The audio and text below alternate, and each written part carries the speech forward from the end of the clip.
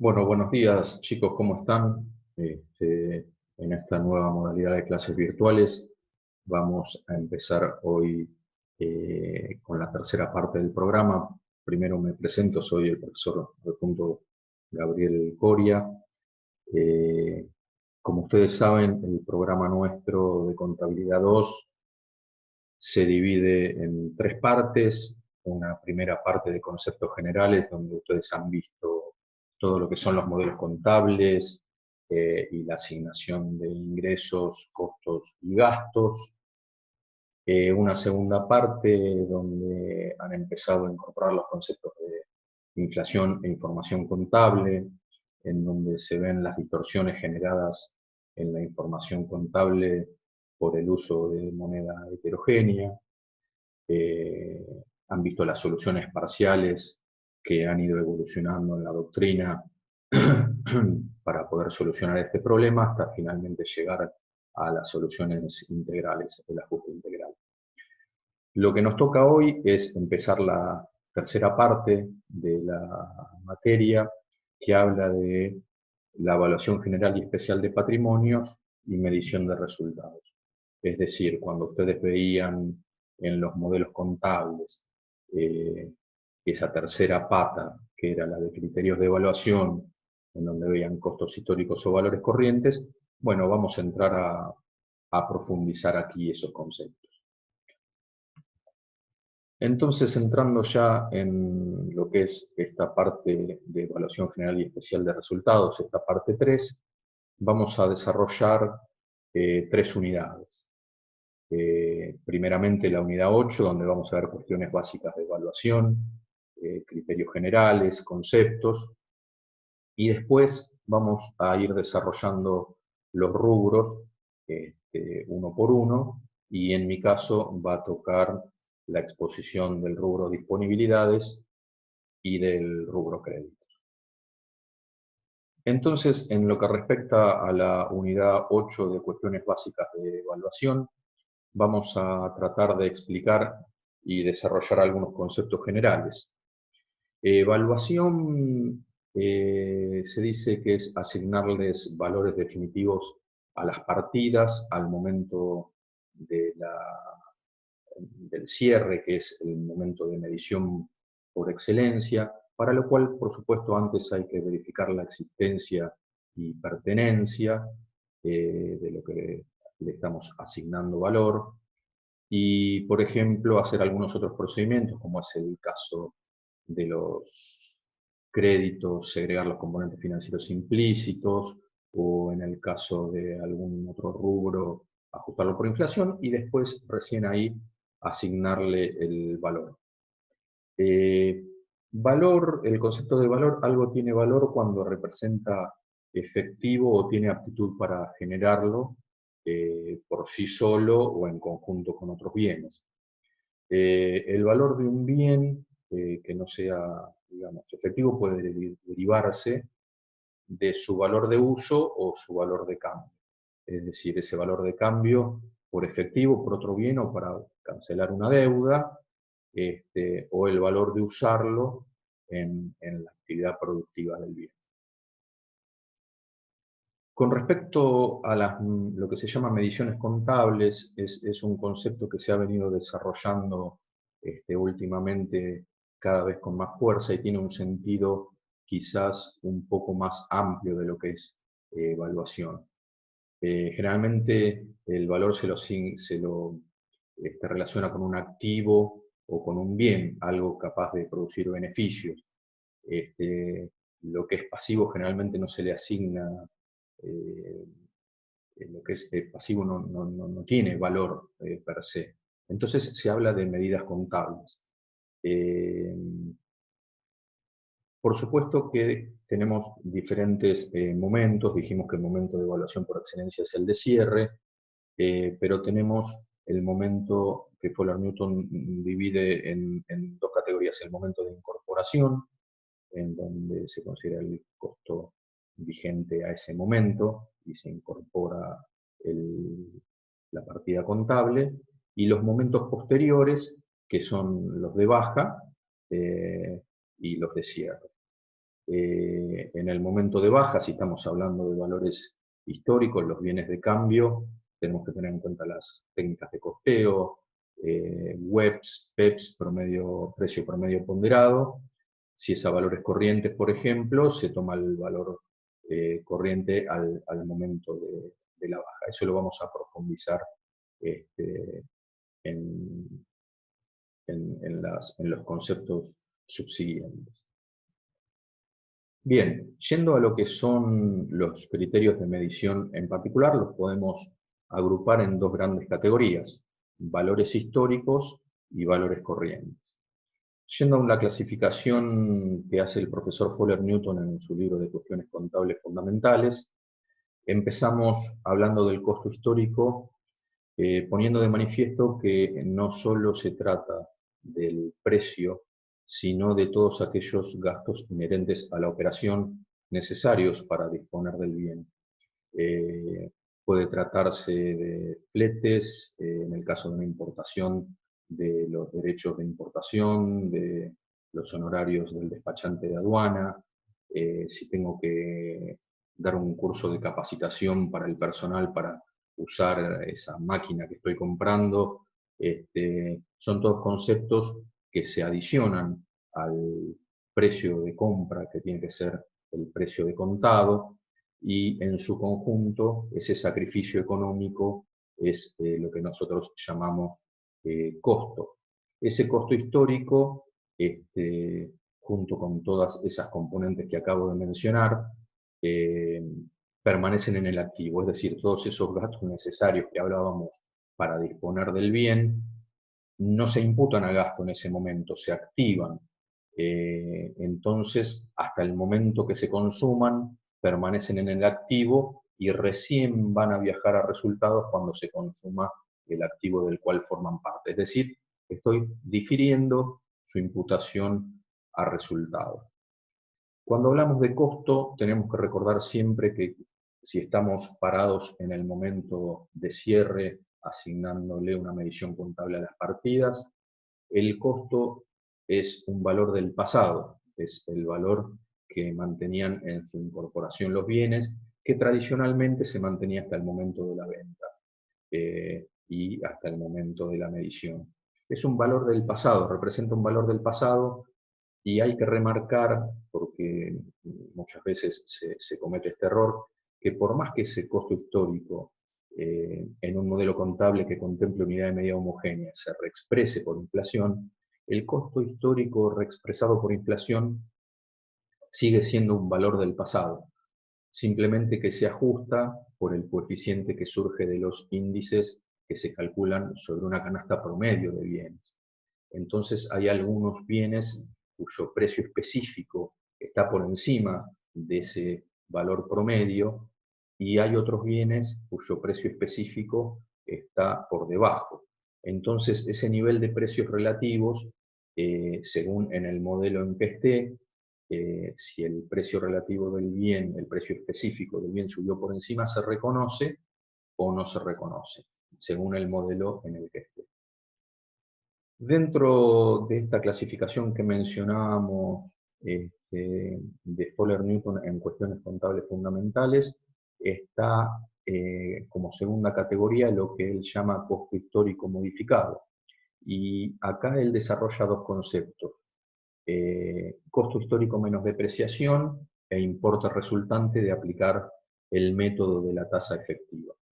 El costo histórico menos depreciación es lo que usamos normalmente cuando hacemos la medición contable al cierre de los bienes de uso. Tomamos su valor origen, su valor de incorporación, menos las depreciaciones acumuladas hasta ese momento que usamos para reflejar el desgaste normal del bien. Como decíamos antes, esto es una medida contable que no es representativo de valor, es una medida contable.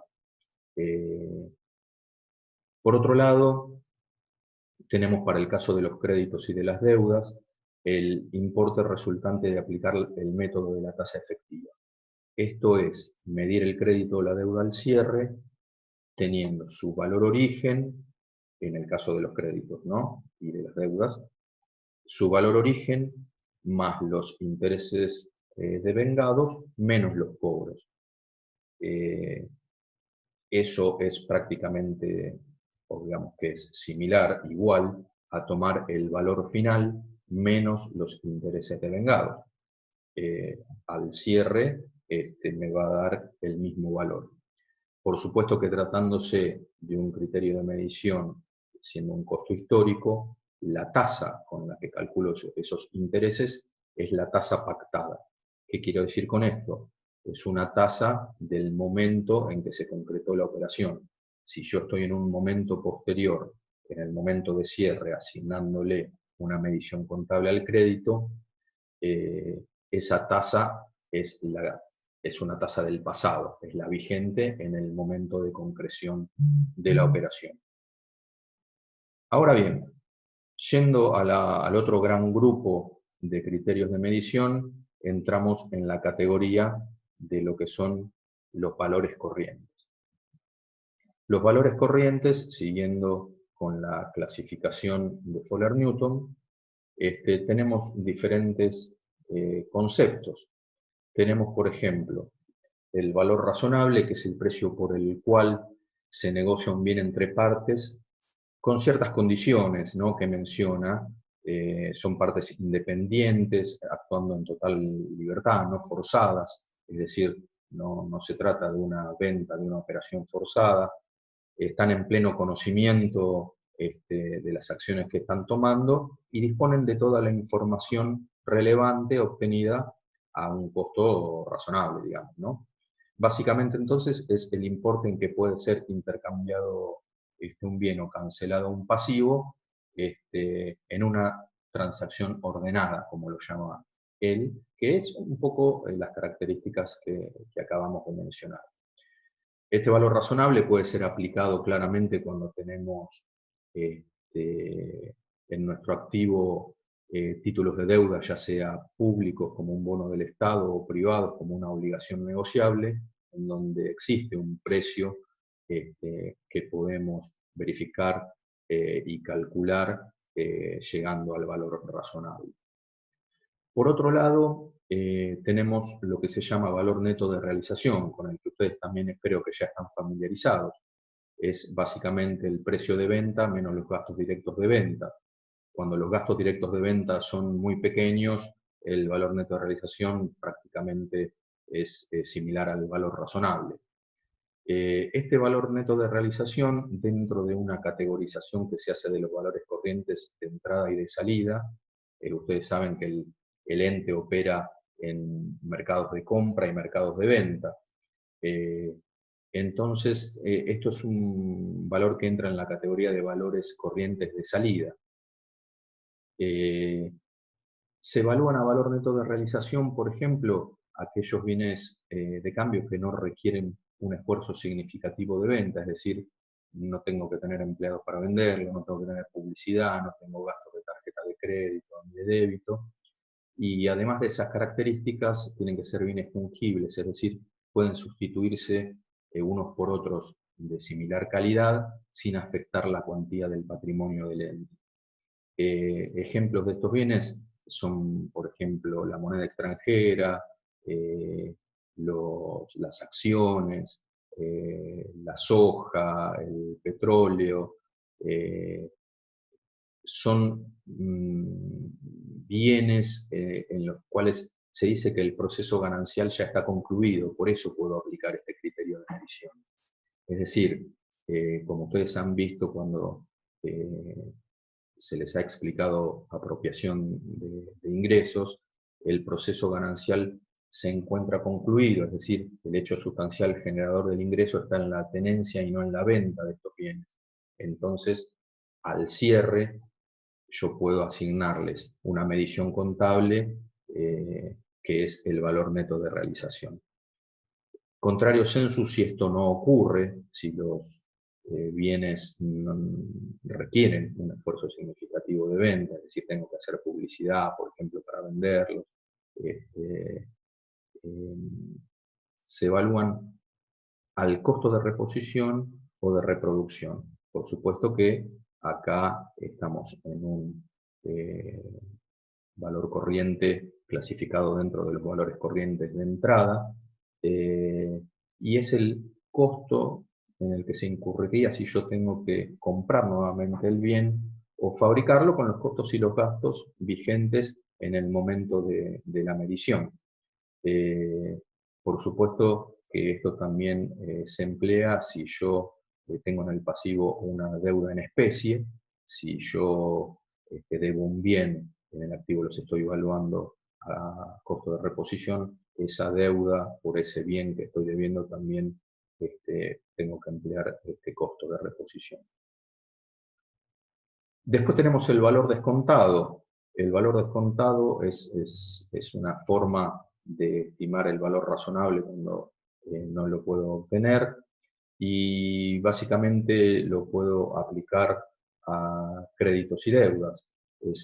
¿Cómo lo calculo? Bueno, calculando el valor actual de los flujos futuros de fondos descontados a una tasa de interés que, por el valor tiempo del dinero, me lo llevan todos a un mismo momento, que es el momento de medición y el momento de cierre. Contrario sensu de lo que decíamos con el método de la tasa efectiva, que usábamos la tasa pactada, este valor descontado, para que constituya un valor corriente, la tasa de interés que debo usar para descontar los flujos futuros de fondos es la tasa de mercado, la tasa de interés vigente al momento de la medición. Eso es lo que hace que ese valor descontado sea un valor de mercado. Eh, hay otros valores como son el valor patrimonial proporcional, eh, que se emplea como criterio de medición para las participaciones accionarias que yo tenga en otros entes. Hay una disyuntiva en cuanto a si constituye un valor histórico o un valor corriente, según el ente emisor sobre el cual calculo yo mi participación tenga sus estados contables con criterios de medición, valores históricos o valores corrientes. Después tenemos lo que se llaman revalúos técnicos, que son técnicas para estimar el valor corriente de los bienes de uso. Hay una norma profesional contable específica para ver cómo se calculan. Y acá básicamente hay que prestar atención en su momento cuando vean el rubro bienes de uso, que el mayor valor que le doy a esos bienes de uso por el empleo del criterio de medición del revalúo técnico, hay que prestar atención a la contrapartida de ese mayor valor del activo, que trae algunas discusiones en cuanto a su destino según las posiciones doctrinarias y según las normas contables. Por otro lado tenemos el importe nominal. Hablamos del importe nominal refiriéndonos a las cuentas por cobrar, también a las deudas, por más que acá no lo diga, y por supuesto que el importe nominal, cuando evaluamos las disponibilidades, es el valor escrito en el billete. Acá lo que estamos haciendo referencia es el importe nominal de los créditos y las deudas, que es básicamente algo inadecuado para establecer un criterio de medición, porque es un importe del futuro. Supónganse que yo cierro ejercicio en diciembre y tengo un crédito que otorgué en el mes de noviembre con un valor de contado de 100 y me lo van a pagar en febrero por 180 pesos. Bueno, yo no puedo evaluar al cierre en diciembre ese importe a cobrar que yo tengo de 180 pesos en febrero. Es un importe nominal que no tiene en cuenta el valor tiempo del dinero. Ustedes saben que el interés es la retribución del factor capital, es lo que tiene en cuenta el valor tiempo del dinero, ya que un peso hoy vale más que un peso del futuro. Entonces consideramos que este importe nominal es inadecuado para asignarle valor a ese tipo de partidas. Ahora bien, tenemos el concepto de los valores límites. Una vez que yo tengo las mediciones primarias, de las partidas estableciendo algún criterio de evaluación, no voy directamente a exponerlas en el estado de situación patrimonial, por ejemplo. Lo que yo tengo que hacer es compararlas con un valor límite. En el caso de los activos, ese valor límite se denomina valor recuperable. Es un valor, si me permiten la expresión, es un techo que yo no puedo superar. Tenemos que tener en claro que el valor límite no es un criterio de medición. Los criterios de medición son los que mencionamos anteriormente y los valores límites sirven, en el caso de los activos, como digo, el valor recuperable, como techo para no sobrevaluar los activos. Una vez que establezco la medición primaria, tengo que ver que no supere en ningún caso su valor recuperable. Ahora bien, ¿qué es el valor recuperable? Porque si yo tengo que comparar mi medición primaria con el valor recuperable, tengo que saber cómo calcular el valor recuperable. Bueno, acá entran en danza dos conceptos. El valor neto de realización, cuya definición ya dimos anteriormente, y el valor de utilización económica. El valor de utilización económica es el valor futuro de todos los ingresos directos o indirectos que me provocará el bien, hasta el bien de uso en este caso, hasta su venta o su disposición final. Entonces, para calcular yo ese valor recuperable, ¿cuál elijo? Bueno, hay dos alternativas, dos posiciones doctrinarias. Una es el destino inmediato previsible, es decir, generalmente los bienes de cambio yo los tengo para venderlos, tienen un valor de cambio, y los bienes de uso los tengo para usar, tienen un valor de uso. Entonces, el destino inmediato previsible, que es una expresión que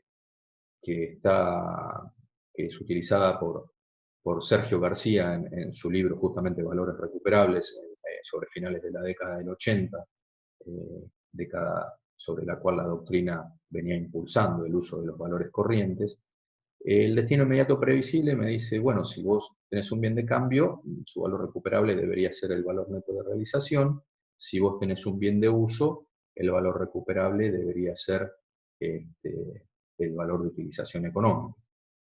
Generalmente los activos fijos, decimos, se toma el valor de uso, porque hay veces, dice el profesor Palen, que su valor de cambio hasta podría ser negativo. Si yo tengo que desmantelar una planta para venderla, es muy posible que todo eso me salga más caro que su precio de venta. También hace alguna consideración con los bienes de cambio, que generalmente tomamos su valor neto de realización. También tenemos que tener en cuenta que dentro de los bienes de cambio nosotros tenemos materiales, materias primas y producción en proceso, y ahí quizás sea más preponderante su valor de uso. Como segunda posición doctrinaria y que adoptan las normas contables, tenemos el empleo alternativo más rentable, es decir, ¿cuál elijo de los dos para calcular mi valor recuperable? Bueno, elijo el mayor entre el valor neto de realización y el valor de utilización económica. ¿Esto qué presupone? ¿Qué tiene atrás? Que el empresario busca maximizar su beneficio. Entonces, si tiene algún bien cuyo valor neto de realización es mayor, lo venderá, y si no, lo usará. Perdón. Y si el valor de utilización económica es mayor, bueno, lo utilizaré y no lo venderé. Esto tiene algunas cosas como que no hay costos de transacciones, o que en todo momento el empresario puede elegir entre usar o vender el bien, cuando generalmente no es así. Muy bien. ¿Con qué frecuencia y a qué nivel hago estas comparaciones? Bueno, yo diría que en los bienes de cambio y en los créditos, en todos los cierres tengo que comparar con el valor recuperable. Y en el de los bienes de uso no estaría tan seguro. Primero, Lo haría cuando existan indicios de que se haya desvalorizado ese bien de uso o que se haya revertido una desvalorización anterior. Estos indicios tienen que ser claros y pueden provenir de adentro de la empresa o de afuera de la empresa. Los indicios internos pueden ser evidencias de algún daño no previsto o mayor al usual, este, y los externos son factores legales, factores tecnológicos que me hagan obsoleto ese bien de uso, es decir, cosas que el ente realmente no tiene bajo su control, ¿verdad? El nivel de las comparaciones, si es posible, es hacerlo bien por bien, porque generalmente los bienes por sí solos no generan flujos de efectivo, sino un conjunto de ellos. Entonces, si no se puede hacer bien por bien, se los agrupa a nivel de actividad generadora de efectivo o de lo que se llama unidad generadora de efectivo. Siguiendo con el tema de los valores límites, hemos abarcado lo que es el valor límite de los activos. Ahora, cuando estoy estableciendo criterios de medición para los pasivos, debo tener en cuenta como valor el límite el costo de cancelación, pero en este caso, el valor límite, si se me permite la expresión, es un piso por el cual, por debajo del cual no debe medirse ningún pasivo. ¿Cómo podemos definir ese costo de cancelación? Bueno, si bien dijimos que valor es una expresión que se relaciona con bienes o con activos, la expresión valor razonable, que no es más que lo que se conoce como fair value, la traducción del fair value, ese valor razonable más todos los costos necesarios para cancelar o hacer desaparecer ese pasivo, es el costo de cancelación. Entonces, de vuelta, una vez que yo tengo la medición primaria, debo comparar, en el caso de los pasivos, que no sea inferior al costo de cancelación. Si yo no cumplo con estas comparaciones, corro el riesgo de hacer acciones que me deriven en sobrevaluación del patrimonio o subvaluación del patrimonio. ¿Cómo se generan estas situaciones? Bueno, por una aplicación incorrecta o por un error en aplicación de los criterios de medición. Ya sea que esté empleando el criterio de medición de costos históricos o empleando el criterio de medición de valores corrientes, si yo cometo un error y tengo un activo valuado por encima de su valor real, es decir, el activo contable es mayor que el valor del activo real, o el pasivo contable es menor que el pasivo contable real. En definitiva, si el patrimonio neto contable es mayor que el patrimonio neto real, estaré en una situación de sobrevaluación, es decir, el mayor valor de ese activo tiene como contrapartida un resultado. Y este resultado es una ganancia ficticia, justamente porque está sobrevaluado el activo. Esto me trae como consecuencia el aguamiento del capital. Contrario sensu, si el patrimonio neto contable es menor que el patrimonio neto real, lo que se me produce, sobre todo si distribuyo ganancias, es una retención de ganancias y me produce reservas ocultas. ¿Por qué son reservas ocultas? Porque no se manifiestan bajo ningún mecanismo contable. Muy bien, hasta acá llegamos con la unidad 8 de cuestiones básicas de evaluación y ahora vamos a seguir entonces con la unidad 9 que es efectivo.